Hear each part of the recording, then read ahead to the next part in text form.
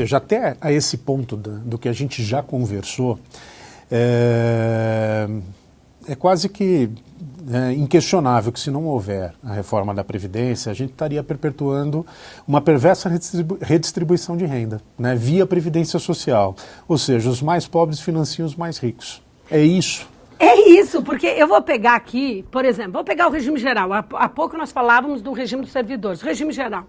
Em 2015, já que eu peguei um dado de 2015 para os servidores, em 2015 a contribuição dos trabalhadores do INSS, vinculados ao INSS, ao regime geral, foi de 72 bilhões. 72 alguma coisa, menos de 73 bilhões. O gasto do regime geral foi de 431 bilhões. Então eu tenho 73 bilhões para 431 bilhões. Ah, tem a cota patronal, a contribuição da empresa sobre a folha, que foi de 200 bilhões. Só que, o que acontece, Cristiano? Quando eu empresa, e eu vou vender essa caneta, eu boto todos os tributos nessa caneta, inclusive a contribuição sobre a folha. E quem vai comprar essa caneta vai pagar, inclusive, a contribuição sobre a folha.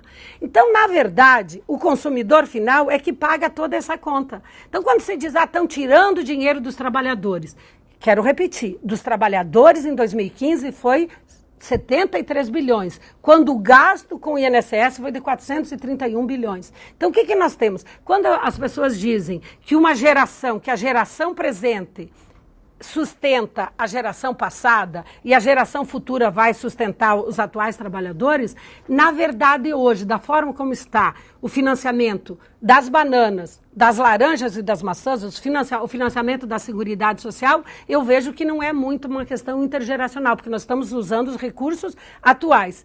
E nesse ponto, eu quero fazer um registro. Quando eu digo que a associação, por exemplo, dos fiscais da Receita Federal faz uma análise parcial, ela considera, e mesmo a CPI da Previdência, a gente não tem déficit. É que, na verdade, hoje eu tenho dois sistemas tributários, desde a Constituição de 88. O sistema tributário do artigo 145 ao 156 e o sistema tributário do 195, que são as contribuições de Seguridade Social. Hoje nós temos 7 contribuições de Seguridade Social. E essas contribuições de Seguridade Social, no ano de 2015, estamos dando os dados, deu em torno de 660 bilhões. No ano de 2016, 700 bilhões de contribuição de Seguridade Social.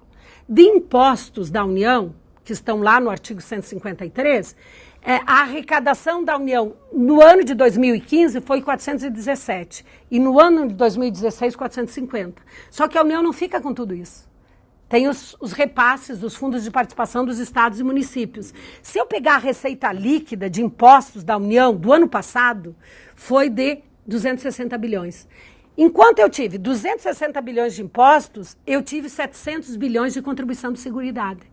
A União tem usado do instrumento da desvinculação da Receita da União, da DRU, por quê? Porque se ela aumenta imposto, que os dois maiores é imposto de renda e IPI, ela tem que dar 49%, repassar, nos termos da Constituição, para os estados e municípios. Então, a União tem usado desse instrumento, aumentado as contribuições, porque não precisa dividir, ela só divide, no caso, em relação à saúde, pelos fundos de saúde estadual e municipal. Então, ele tem feito isso. Então, eu não posso analisar só a Receita de Seguridade Social.